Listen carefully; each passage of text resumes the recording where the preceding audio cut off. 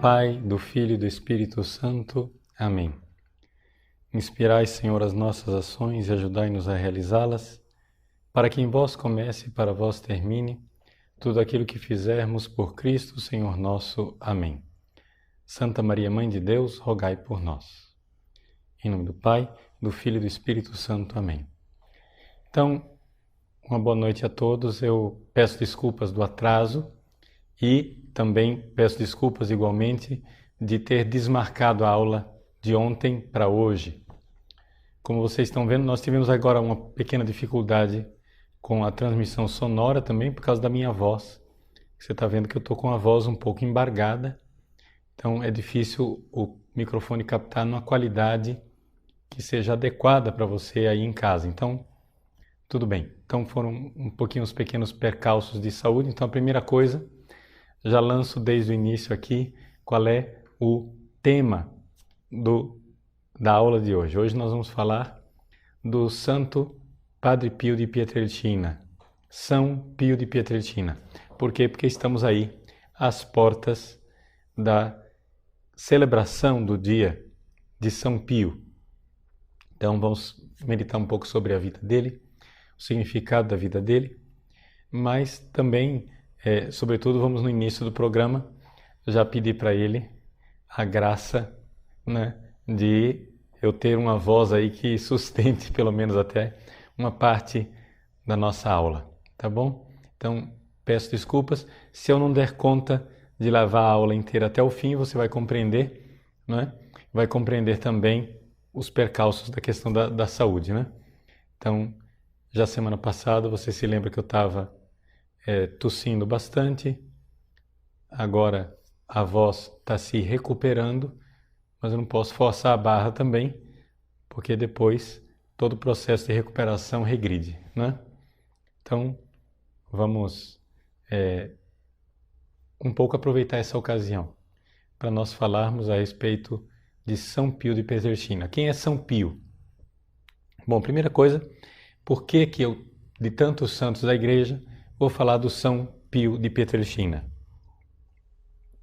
Porque o Padre Pio é um santo extraordinário e é, digamos assim, um homem da providência para a Igreja do século 20 e 21. Porque a Igreja Católica ela tem 2000 anos de história.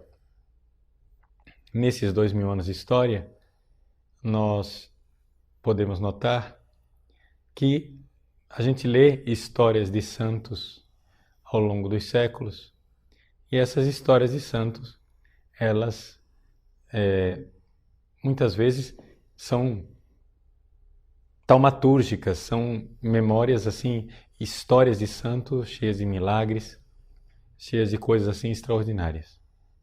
Pois bem, quando a gente lê aquilo lá na Idade Média, qual é a nossa tentação de homens e mulheres dos tempos modernos?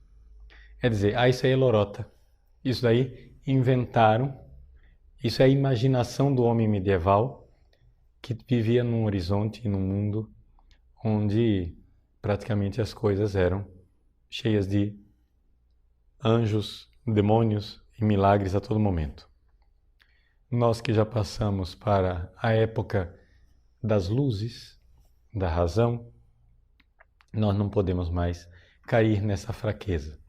Pois bem, a grande verdade é que nós temos aqui, na pessoa do Padre Pio, uma pessoa que, de forma extraordinária, viveu uma vida onde a mão de Deus e os milagres aconteciam não esporadicamente, diariamente. Padre Pio viveu 81 anos de vida e foi um homem que viveu de forma extraordinária. Viveu de forma grandiosa o seu sacerdócio. Então, para quem não conhece o Padre Pio, eu vou fazer primeiro um pequeno apanhado da vida dele e depois, se Deus nos der voz e perseverança, vou dar o significado dessa vida para nós hoje. Bom, Padre Pio ele nasceu no sul da Itália, uma cidade chamada Pietrelcina. E é por isso que ele é conhecido como Padre Pio de Pietrelcina.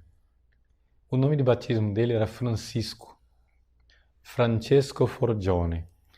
A família dele, desde o início, era uma família muito devota de São Francisco de Assis. E então o Padre Pio, devoto de São Francisco, quis logo na tenra infância se dedicar ao sacerdócio. E então ele entrou, ainda rapaz, entrou para a ordem dos capuchinhos. Os capuchinhos, para quem não sabe, naquela época, eram uma das ordens mais penitentes da Igreja Católica. Nós temos que entender que o fenômeno do franciscanismo, São Francisco de Assis, era na verdade um fenômeno grandemente voltado para a penitência. Quando São Francisco de Assis resolveu adotar o estilo de vida dele, dentro da sociedade medieval, ele tinha os monges, que ele não queria ser. Ele tinha os padres, que ele também não queria ser. Ele tinha os leigos, casados, que ele também não queria ser. Mas havia uma outra classe social, a ordem dos penitentes. Ou seja, as pessoas que tinham cometido os pecados, que se cobriam de sacos e faziam penitência. Então o franciscanismo, na sua origem, ele é sobretudo digamos assim, um movimento espiritual muito ligado à penitência. É por causa dessa configuração com o Cristo crucificado que São Francisco teve a graça de receber também ele as sagradas estigmas, as chagas. São Francisco, rezando, recebeu impresso na sua carne as chagas de Jesus crucificado. Esse é um fenômeno interessantíssimo que aconteceu na vida de alguns santos da Igreja, a estigmatização, receber as chagas de Cristo na própria carne. São Francisco recebeu. Agora, interessante que ao longo da história da Igreja, todas as pessoas que receberam os estigmas eram leigos. E o Padre Pio é o único sacerdote na história da Igreja que recebeu os estigmas, como fundador da sua ordem São Francisco. Então, o franciscanismo era e é, não é, um fenômeno espiritual muito ligado com a penitência. E os capuchinhos, eles eram muito penitentes antes do Concílio Vaticano II. Eles viviam penitências intensas, para vocês terem ideia.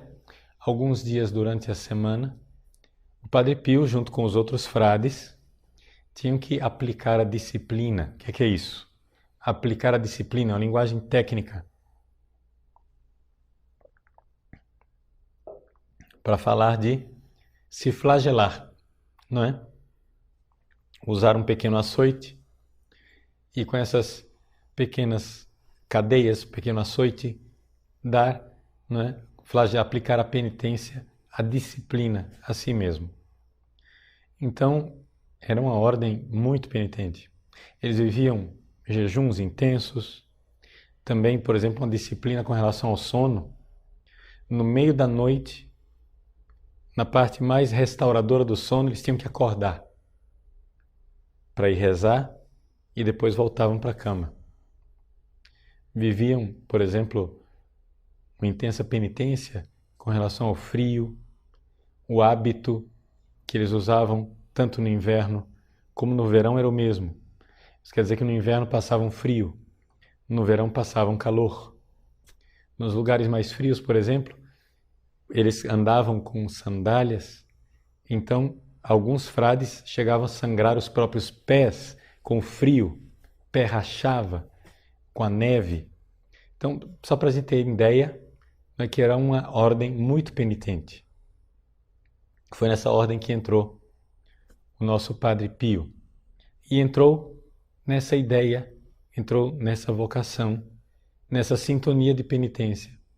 Mas ele já vivia isso desde a sua infância. Padre Pio, de uma forma extraordinária, desde a infância, ele sempre foi visitado por Jesus, por Maria, pelos anjos, por santos, por demônios. A vida espiritual para o Padre Pio não era invisível. Ele vivia essa presença de Jesus e de Maria constantemente. De tal forma que não era para ele uma coisa extraordinária ver a Virgem Maria. Ver Jesus, ver os anjos. E isso desde a infância. Ele mesmo conta isso. Nós sabemos muita coisa secreta da vida espiritual do Padre Pio, porque o Padre Pio, durante um tempo, ele teve o diretor espiritual dele que não morava com ele na mesma casa. Então o Padre Pio foi contando a sua vida espiritual para o diretor espiritual em cartas. Então nós temos muita coisa, ou das cartas do Padre Pio ao seu diretor espiritual, ou do próprio diretor espiritual que anotava no seu diário suas impressões a respeito do Padre Pio. Então era um homem certamente extraordinário nos dons espirituais. Agora você pode dizer assim, mas padre, será que é verdade isso tudo? Veja, isso que o Padre Pio atestava é corroborado, não é? Pelos fenômenos dos milagres. A quantidade de milagres que aconteceu na vida do Padre Pio é extraordinária. É um negócio assim que não dá nem para contar, porque eram tantos milagres. E milagres assim diários, cotidianos, era uma coisa do dia a dia.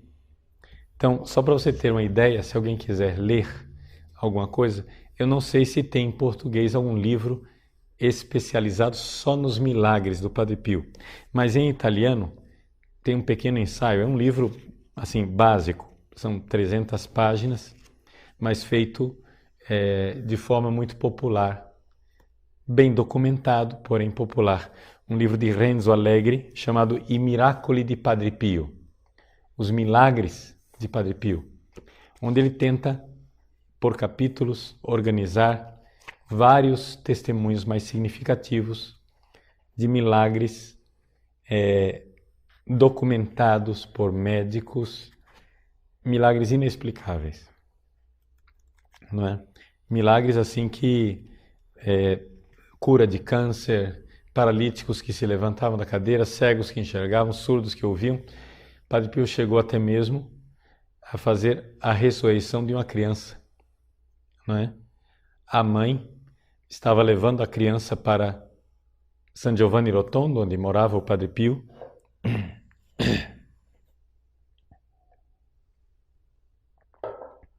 e foi levando a criança estava doente de uma forma tremenda, e no meio da viagem, no trem, a criança morreu. A mãe, mesmo assim desesperada, não é? Ela foi mesmo assim para San Giovanni Rotondo, isso indo contra as leis, né, evidentes dos homens, porque ela não podia carregar o cadáver de uma criança no trem. Então o que é que a mãe fez? A criança tinha evidentemente morrido. A mãe colocou a criança dentro de uma mala, não é?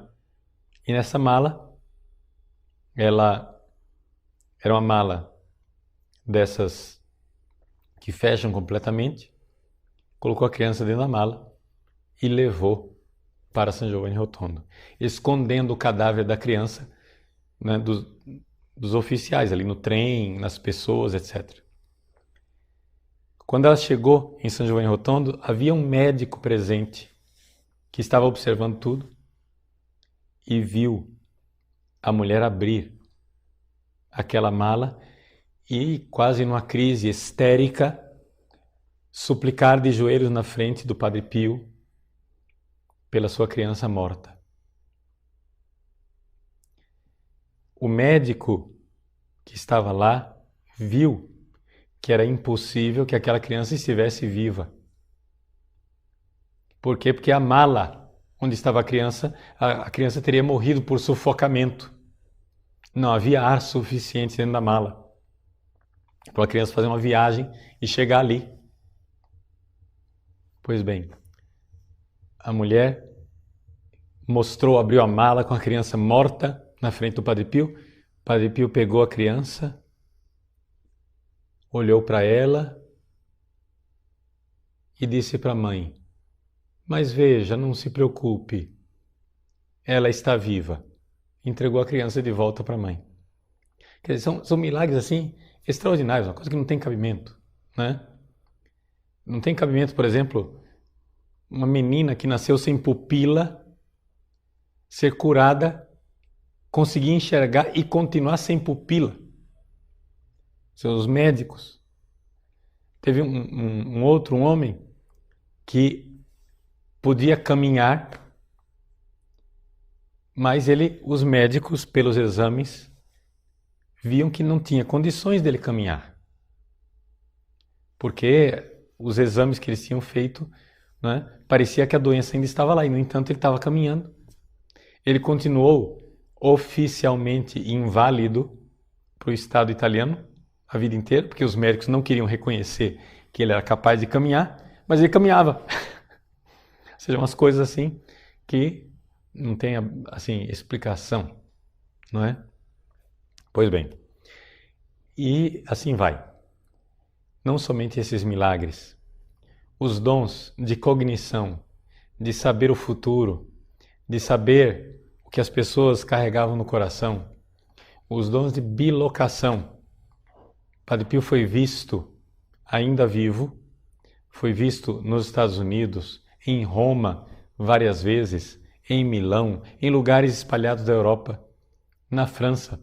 Padre Pio, sem sair de San Giovanni Rotondo, foi visto em vários lugares e atestado por pessoas que conheciam Padre Pio. Então, assim, é um milagre.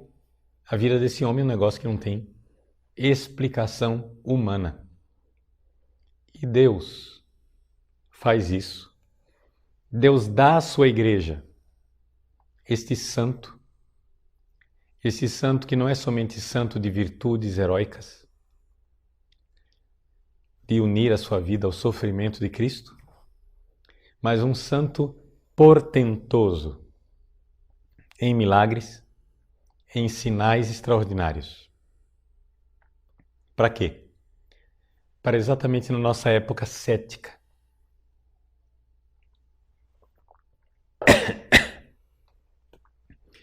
Nesse mundo em que nós não acreditamos mais em milagres, nós temos o testemunho de um sacerdote que viveu centenas de milagres iguais aos milagres que a gente ouve na narrativa dos santos do passado. Então a vida do Padre Pio nos leva, nós, homens modernos, a dizer: se aconteceu com o Padre Pio, então por que eu acho que não aconteceu com São Francisco? Por que eu acho que não aconteceu com São Domingos, com Santo Tomás de Aquino, com Santo Antônio, esses santos taumaturgos? Porque se aconteceu com o Padre Pio, como é que não aconteceu com outros? Certamente, se a história narra que aconteceu com eles, pode ter acontecido também. Porque nós sabemos que aconteceu com o Padre Pio cientificamente, porque inúmeros médicos atestaram. Então, é claro que existe a objeção dos parapsicólogos, porque alguns fenômenos do Padre Pio seriam explicáveis pela parapsicologia. Veja, seja como for, qualquer parapsicólogo vai admitir que se alguns fenômenos são explicáveis segundo a teoria, segundo a hipótese da parapsicologia, é também verdade que milhares de outros não são explicáveis. Então, se tem alguns que são explicáveis, outros são milagres portentosos. Então, a explicação parapsicológica, ela é insuficiente, não é? E os milagres são realmente um sinal, um carimbo, um atestado, um certificado da presença de Deus e da ação de Deus na vida desse homem. Até aqui, narrei um pouco a vida do Padre Pio, sua vida de penitência, mas gostaria de continuar agora colocando duas coisas. Primeiro, as perseguições e segundo, como é que ele vivia o sofrimento. Isso para dar um significado à vida do Padre Pio. Então veja, esse homem santo que carregava na própria carne os estigmas de Cristo, que fazia milagres, esse homem foi perseguido. Que ele fosse perseguido por cientistas ateus, né? Por gente sem fé, a gente até aceita. Que afinal, é natural que assim seja. O problema é que Padre Pio foi perseguido pela igreja. E não somente pela igreja. Por gente da alta hierarquia da igreja. O próprio bispo do Padre Pio o perseguiu. Padres do clero da diocese onde vivia o Padre Pio o perseguiram com calúnias, dizendo que esse homem santo tinha relações amorosas com as suas dirigidas espirituais, que ele na verdade estava fazendo todos aqueles truques mágicos para ganhar dinheiro e se aproveitar da boa-fé do povo. Levaram essa reclamação, levaram essa acusação até Roma e encontraram a acolhida no Santo Ofício, atual Congregação para a Doutrina da Fé.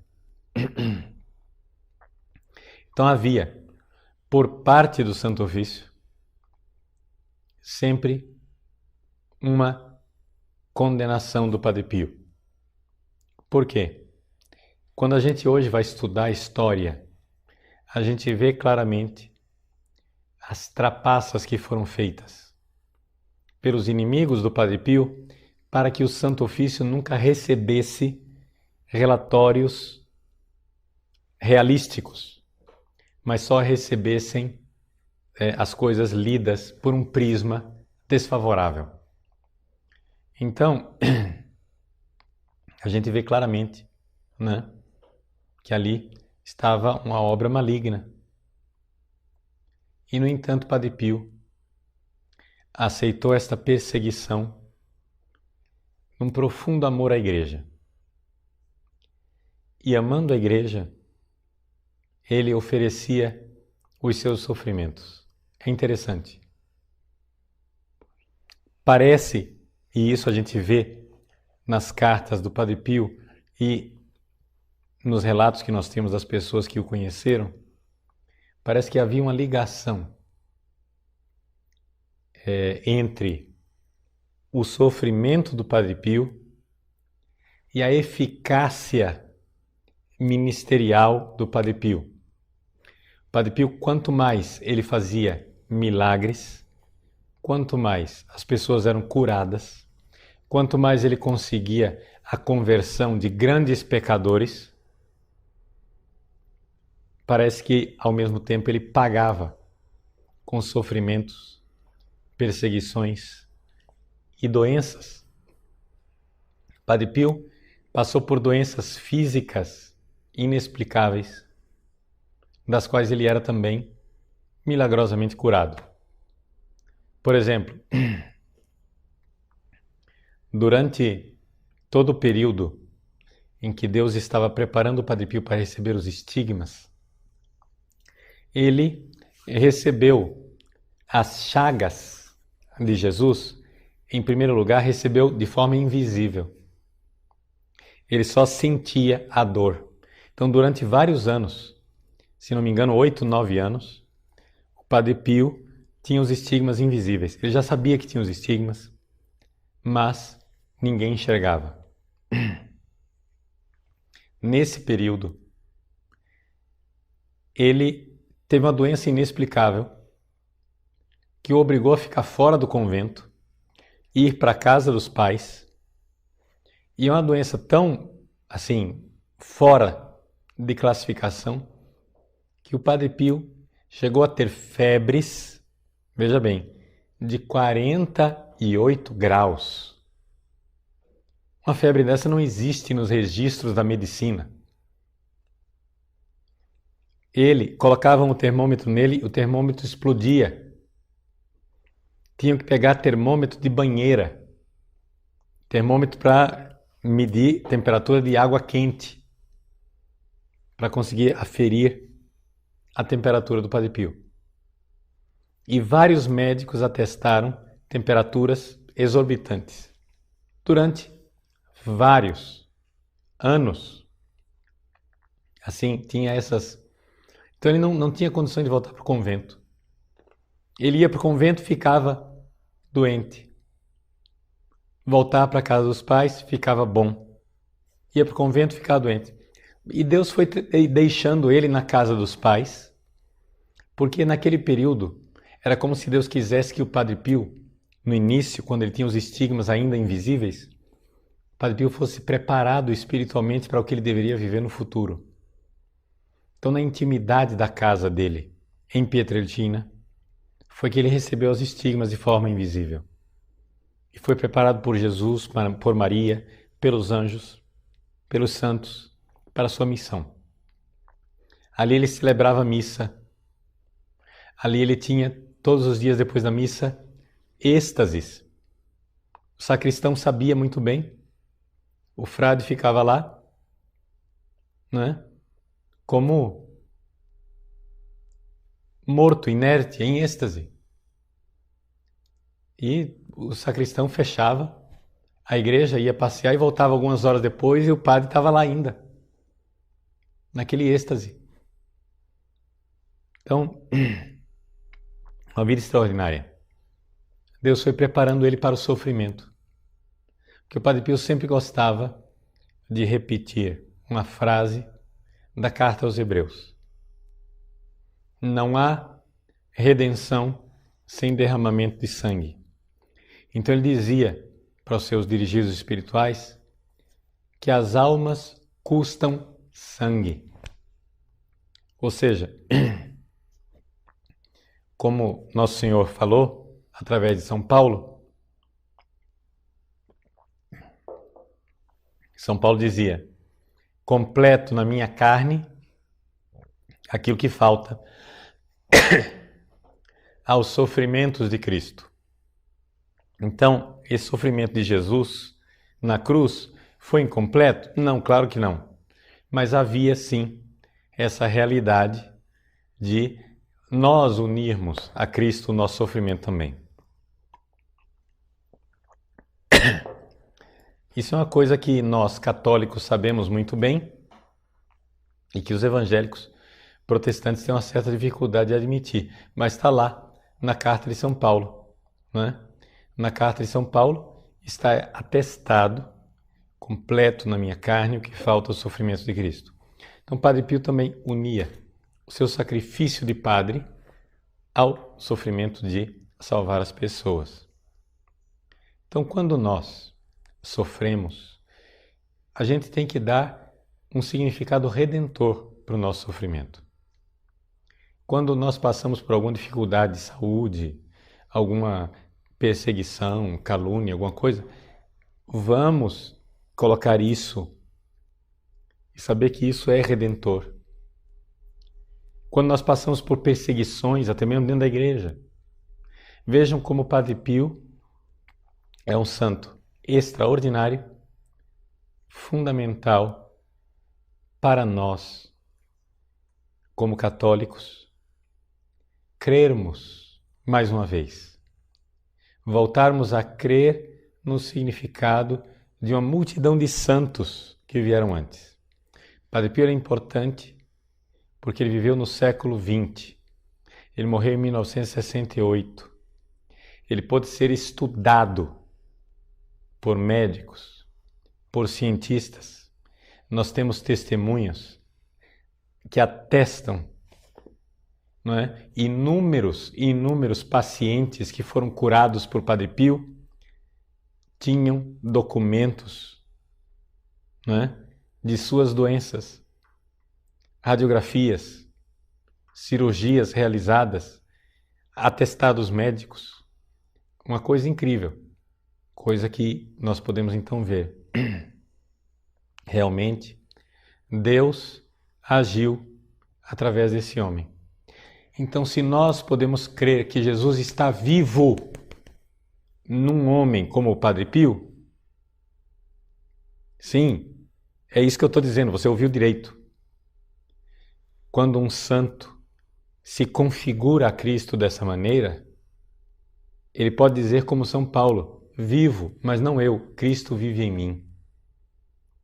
Se Cristo vivo age na vida de um homem santo como esse, então ele pode ter agido também na vida de tantos outros santos ao longo da história. Por isso que é importante o Padre Pio. E a fé dele de continuar como filho fiel da Igreja,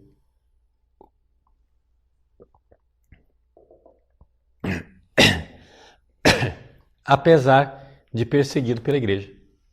Isso é fundamental. Então, essa característica do Padre Pio de ser um grande taumaturgo, de você ver que ali a mão de Deus passou. Deus tocou aquele homem e arrebatou o coração dele e não deixou nada. Não deixou nenhum apego ao mundo. Transformou e realmente o configurou a Cristo. E agiu e fez de forma portentosa.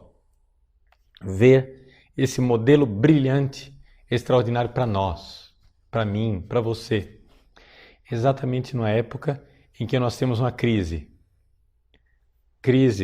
de modelo sacerdotal, porque os padres perderam a noção do que é o sacerdócio, como vivia o Padre Pio no altar e no confessionário. No altar e no confessionário. Claro, um homem também dinâmico, socialmente falando. Fez a Casa Solievo della Sofferenza um hospital, que hoje é um dos hospitais mais desenvolvidos da Europa. Tudo isso por ação social, para ajudar os pobres, ajudar as pessoas que não tinham condições de auxílio médico, não é? E assim por diante. Um homem que tinha um engajamento com os pobres, que vivia a pobreza, vivia no altar, vivia no confessionário, era um verdadeiro sacerdote. Isso é extraordinário para nós, importantíssimo. Nesse mundo em que a gente não sabe mais como ser padre. Depois outra coisa importante. Amor à igreja. Saber lidar com a igreja que passava por um tempo de crise terrível. Padre Pio viveu os anos que seguiram o Vaticano II e viveu ali o início de todos os tumultos que vieram depois do concílio. Permaneceu firme, permaneceu fiel à igreja, um homem, sem dúvida alguma, que é exemplo para todos nós. Então, um pouco esse é o apanhado da vida do Padre Pio. Vamos fazer um pequeno intervalo, a gente volta daqui a pouco e então você vai poder fazer as suas perguntas. Nós vamos acionar o chat e você pode entrar com suas perguntas. Até mais.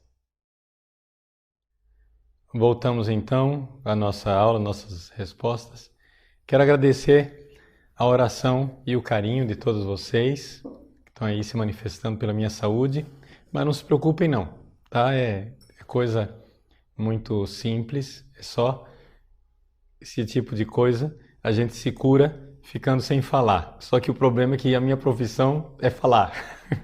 Então, eu estou procurando reduzir as atividades nesses dias exatamente para poupar as pregas vocais, né? Então vamos lá. Então peço desculpa a vocês se o áudio tá desse jeito. Sei que vocês estão ouvindo aí muito barulho ao redor, carro que passa, né? Eu estou gravando aqui em casa, como sempre, mas é que nós tivemos que aumentar a sensibilidade do microfone para poder captar minha voz. Então está um pouco aí poluído. Então vamos às perguntas que vocês fizeram. O Túlio Galvão. Padre, a formação de nós católicos desde a catequese não deveria incluir também a vida de nossos santos para que se pudesse mostrar o que realmente é a Igreja? Claro que sim, Túlio. Veja só. Inclusive, deixa eu dizer para vocês aí uma novidade. Eu pretendo fazer eu já tenho o curso de Catecismo da Igreja Católica, mas eu pretendo fazer também um curso de querigma, ou seja, para transmitir a fé. Ou seja, catecismo é para quem já tem fé. Vamos agora nos dar o trabalho de conversar com quem ainda não é católico, com quem ainda não tem fé, como apresentar a fé. E nesse curso querigmático, nesse curso de introdução à fé católica, nesse curso de conversão, como é que qual é o método que nós vamos usar? Sobretudo partir da vida dos santos. Não tem dúvida nenhuma. Por quê? Porque se nós partimos da vida dos santos, nós colocamos aquilo que Jean Lafrance fala num dos seus livros. Ele diz assim: se uma pessoa pedisse para ser introduzida na vida cristã, eu certamente não daria para ela o Evangelho. Eu daria a vida dos santos. Por quê? Para que a pessoa notasse primeiro, antes de tudo, que Jesus vive. Jesus está vivo na sua igreja. Vivo nos seus santos. Que Jesus não é um personagem do passado, mas ele está vivo hoje no meio dos seus santos. Inclusive, isso coincide com a própria prática catequética da igreja. Existe um santo escritor russo, santo da igreja ortodoxa, chamado Teófano o Recluso, que ele fala claramente, resumindo aquilo que é a prática catequética, tanto da igreja do Ocidente como do Oriente.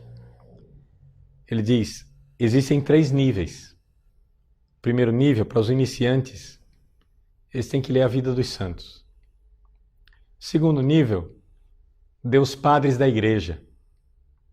Terceiro nível, para aqueles que realmente já estão mais avançados, você dá a Sagrada Escritura. Porque aí a pessoa já vai estar pronta para ler a Bíblia. Ou seja, a Bíblia, ela nunca foi, na história da igreja, o primeiro passo.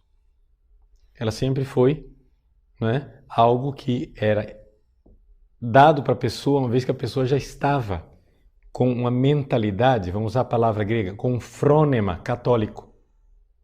Então, para nossa catequese, nós vamos então usar a vida dos santos. Então você está correto, Túlio. A vida dos santos é muito importante. Vamos à próxima pergunta. O Bruno.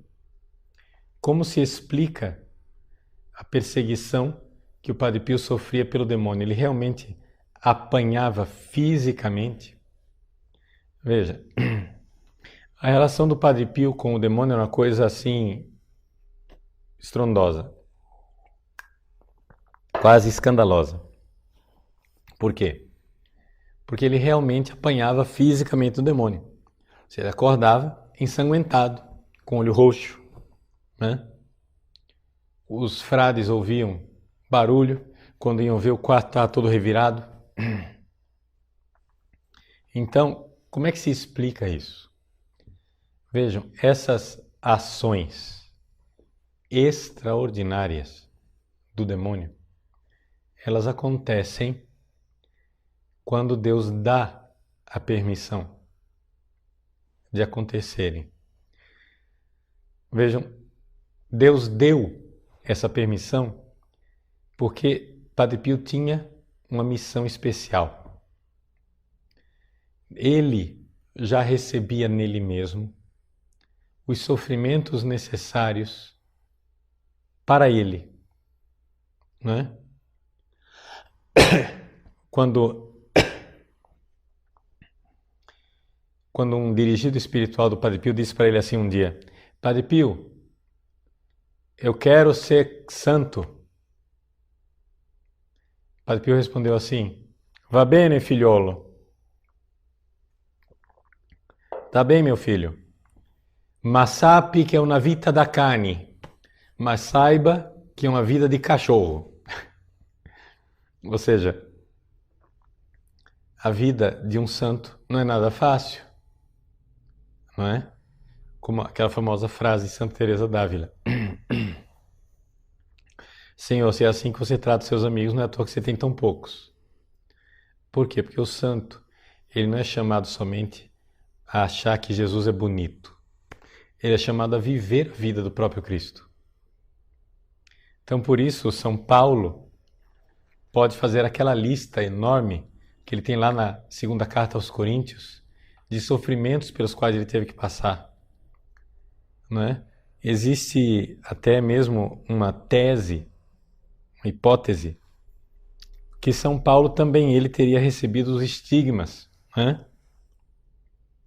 E vocês estão vendo eu colocar coisa na boca aqui, todo mundo se perguntando: o que é que o Padre Paulo está pondo na boca? É gengibre. Para ver se a garganta alivia um pouco. Então vejam só. Os santos, eles vivem essa vida espiritual e unida a Cristo. Então o caminho de Cristo é o caminho que a Igreja vive, da paixão, morte e ressurreição. Né? Tem uma outra pergunta aqui, não sei se você coloca para nós aí, a pergunta de por que é que o Padre Pio foi perseguido pela Igreja. Né? Não sei quem é a pessoa que colocou essa pergunta, vê se acha aí para mim. Por que é que a pessoa, assim, se perguntando, tá, a Lúcia. Padre Pio foi muito discriminado dentro da própria Igreja, assim como são hoje os clérigos comprometidos com a verdade de sempre da Igreja Católica. Por quê? Então, essa pergunta é interessante porque ela se une a isso aqui.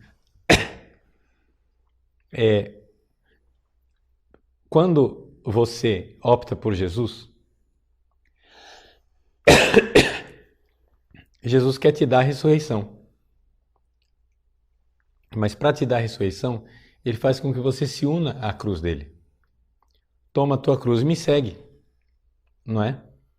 Então, como é que Padre Pio foi perseguido pela própria igreja? Bom, Jesus não foi traído por um apóstolo? Não é esse exatamente o escândalo da cruz?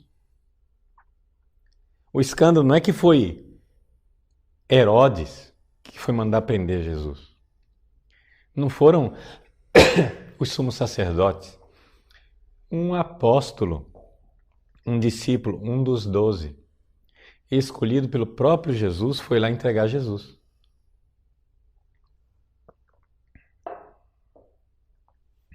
Então, compreende?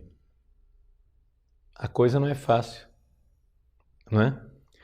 Por quê? Porque quando nós decidimos seguir Jesus, Jesus recapitulou na vida dele, não é?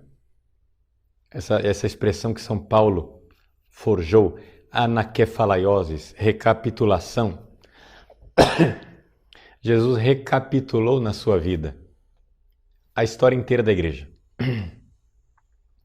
A igreja, como tal, ela irá seguir o caminho de Jesus na sua paixão, morte e ressurreição. Assim também todos os santos. Assim também você, sua vida. Não é?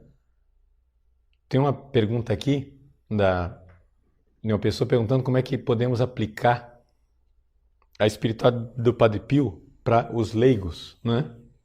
É a Daniela. Gostaria de saber como aplicar o modelo de santidade do Santo Padre Pio também para a vida dos leigos. Então, Daniela, a coisa é essa. Essa configuração ao Cristo crucificado.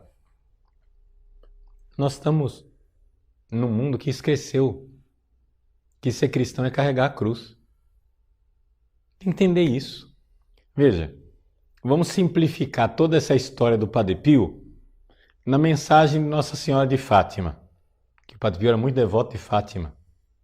Aliás, o Padre Pio foi curado por Nossa Senhora de Fátima. Uns 9 anos antes do Padre Pio morrer, ele foi diagnosticado com câncer. E estava em fase terminal, os médicos já tinham desenganado. Aconteceu que veio a imagem peregrina de Nossa Senhora de Fátima, à Itália. Não estava previsto que a imagem dela fosse San Giovanni Rotondo. Aconteceu um problema na viagem e terminaram levando de helicóptero a imagem de Nossa Senhora de Fátima lá para San Giovanni Rotondo. O Padre Pio rezou diante da imagem. A imagem foi embora de helicóptero. Quando o helicóptero foi embora, o piloto do helicóptero não sabia por quê, já estava distante, sentiu vontade de voltar e voltou, deu a volta, veio e parou no convento, acima da janela do Padre Pio. E o Padre Pio na cama dele, olhando pela janela, o helicóptero lá com Nossa Senhora. O Padre Pio chegou e disse: desde que a senhora chegou na Itália, me derrubou aqui na cama com essa doença. Agora vai embora e me deixa assim? Naquele momento, ele teve uma espécie de espasmo e depois se sentiu melhor. E ficou curado, acabou o câncer, né? E ele todas as vezes narrava essa cura especial de Nossa Senhora de Fátima com muito carinho,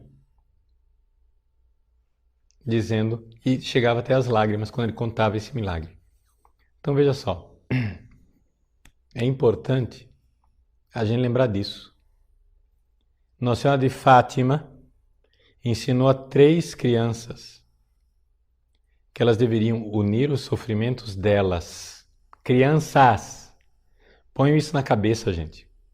Nossa Senhora ensinou para 3 crianças de 10, 9 e 7 anos de idade. Façam penitência para salvar a alma dos pecadores. Então, quando você sofre, o sofrimento que está aí na sua vida, mas também o sofrimento que você faz de penitência, você está salvando almas se você oferece a Cristo.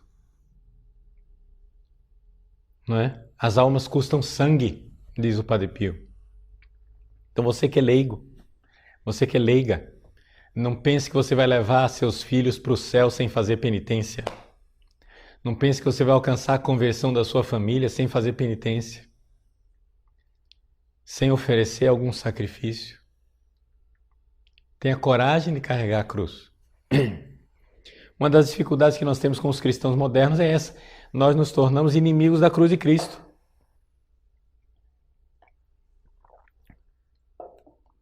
Me diga, por favor, pegue a vida dos santos. Qual é o santo que não viveu uma vida de penitência, que aplicou a disciplina, usou cilício, jejum, dormiu no chão, fez vigílias, jejuns? Os santos faziam isso. Dá para você contar nos dedos de uma mão aleijada os santos que não foram penitentes.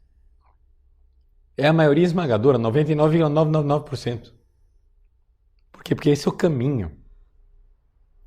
Então, a espiritualidade do Padre Pio nos ajuda a entender que ele, homem crucificado com os estigmas, ele é um sinal que nós, cristãos, não somente os padres, vamos lembrar isso, Padre Pio é o único padre estigmatizado da história da igreja. Os outros eram leigos.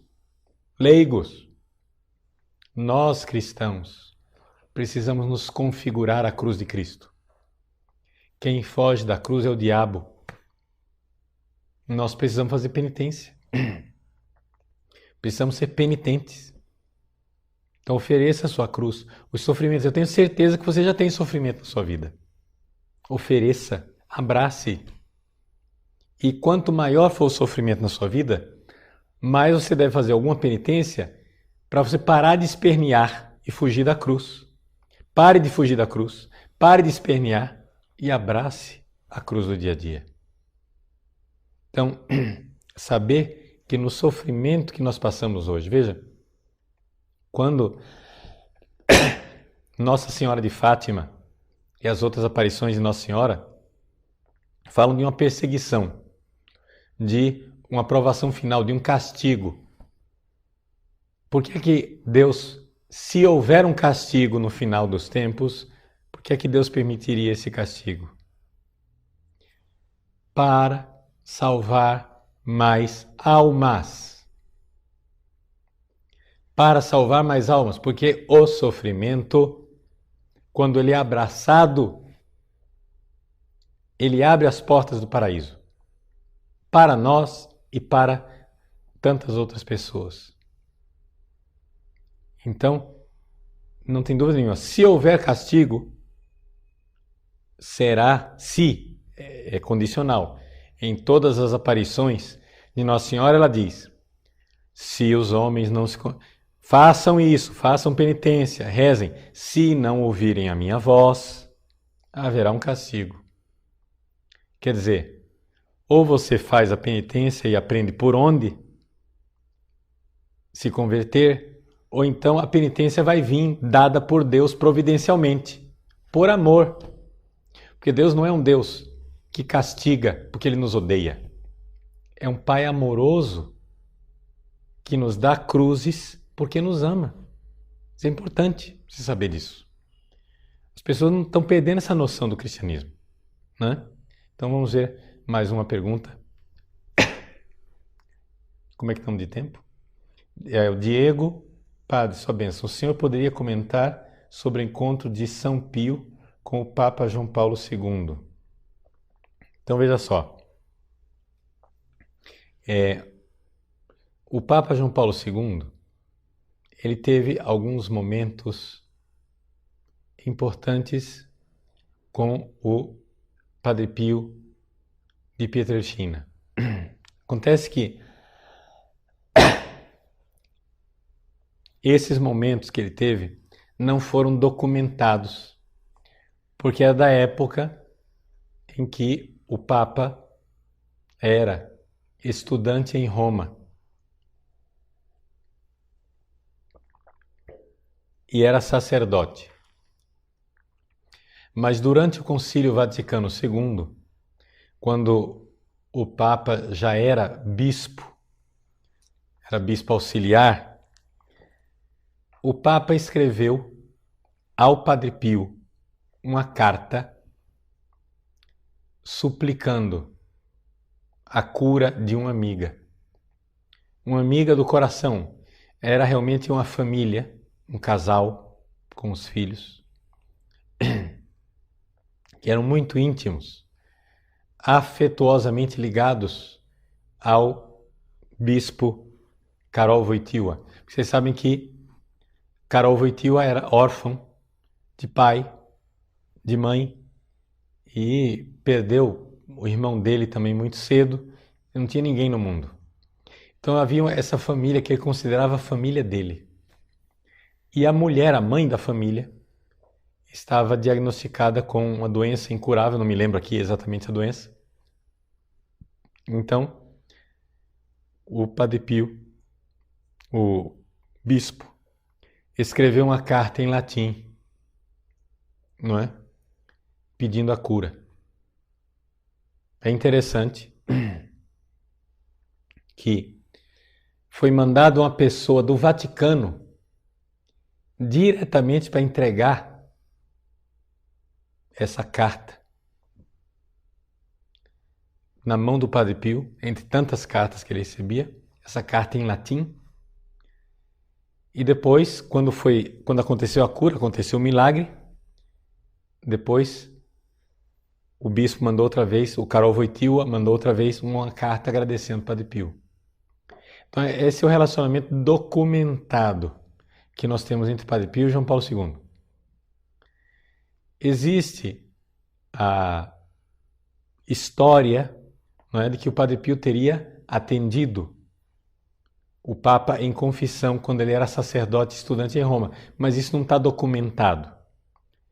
Outras pessoas dizem que o Padre Pio teria confidenciado para um frade, depois que o sacerdote Karol Wojtyła foi embora. Está vendo aquele padre polaco ali? Ali vai o futuro Papa. Nós não sabemos. Com certeza, porque não foi documentado. Então, nesse emaranhado, a gente não sabe dizer o que é fato histórico e o que é que virou um pouco lenda. Mas temos documentado que havia uma relação. Não é? Havia uma relação.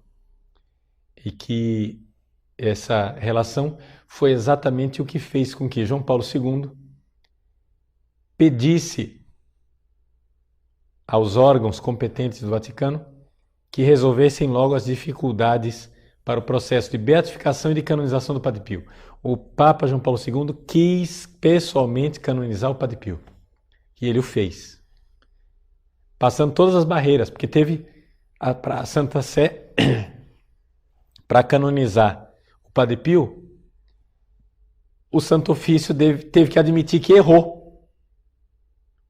Não é uma coisa muito difícil, né? Mas aconteceu esse milagre também. Isso é um dos milagres do Padre Pio. Né? O Santo Ofício dizer que, de fato, nós estávamos mal informados, não era verdade. Tá bom? Então, um aviso para vocês que a aula da semana passada já está no site, a gravação da aula, e também a aula dessa semana vai para o ar, tá bom? Eu peço para vocês para divulgar o nosso site cada vez mais, essa aula semanal, e lembrar vocês que na semana que vem nós vamos estar de volta no horário normal.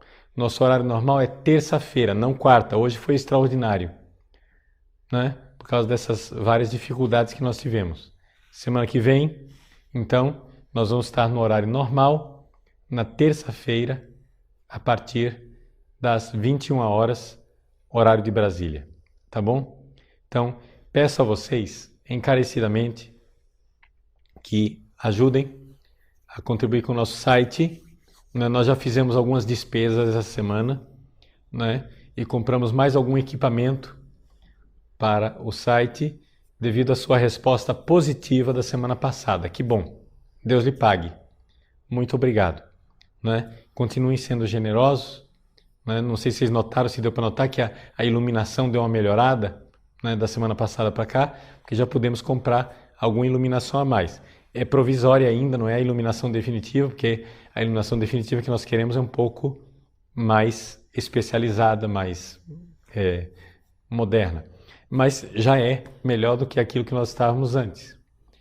Então, vamos formar essa família. Eu tive a oportunidade de passar por Londrina, no Paraná, não é? E Arapongas. Então, quero deixar um abraço especial para o pessoal de Londrina e de Arapongas, agradecendo a acolhida deles e ver que quantas pessoas, padres vieram falar comigo, seminaristas, catequistas, ministros da comunhão, pessoas dizendo assim: padre, nós somos seus filhos espirituais. Eu agradeço isso. Agradeço para dizer para você, não é que são meus filhos. Não recuso a paternidade espiritual, não é isso. Mas é que nós somos, na verdade, uma grande família. Nós somos igreja. E é isso mesmo, somos família. Então, é essa família que se reúne também através do site. É uma forma da nossa família se reunir. E nós conhecermos a nossa fé, estudar mais e propagar mais o conhecimento daquilo que é a identidade católica, sermos muito alegres e sermos católicos com Cristo Jesus. Tá bom? Então, eu peço a você, faça o apostolado do site Padre Paulo Ricardo. Nós vamos colocar, esses dias agora, vamos preparar um folheto para você e vamos deixar à disposição um folheto no site para você poder imprimir, se você quiser, usar esse folheto para panfletar. Olha, conhece o site do Padre Paulo? Vai e entrega na mão de uma pessoa que você sabe que tem acesso à internet, que está procurando alguma orientação para a vida católica. Nós vamos fazer esses panfletos, então, e colocar à disposição para você. Panfletos bem simples, para você poder imprimir tranquilamente, né? E divulgar por aí o nosso site, para que ele cresça. Porque crescendo, a gente pode aumentar o trabalho, pode aumentar o bem espiritual que nós estamos fazendo a tantas pessoas. Que Deus abençoe você. E peço com insistência, o pessoal que está só esperando aí para se inscrever no site, por favor, façam sua assinatura, comece a contribuir agora, porque nós estamos precisando do dinheiro agora, tá? Depois essa aula aqui que é aberta, ela vai começar a ser reservada somente para as pessoas que colaboram com o site, tá bom? Então vamos pedir a bênção de Deus com a intercessão de Nossa Senhora e do São Pio de Pietrelcina. O Senhor esteja convosco, Ele está no meio de nós. Debaixo da vossa proteção, nos refugiamos, Santa Mãe de Deus. Não desprezeis as nossas súplicas em nossas necessidades, mas livrai-nos sempre de todos os perigos, ó Virgem gloriosa e bendita. E a bênção de Deus Todo-Poderoso, Pai, Filho e Espírito Santo desça sobre vós e permaneça para sempre. Amém.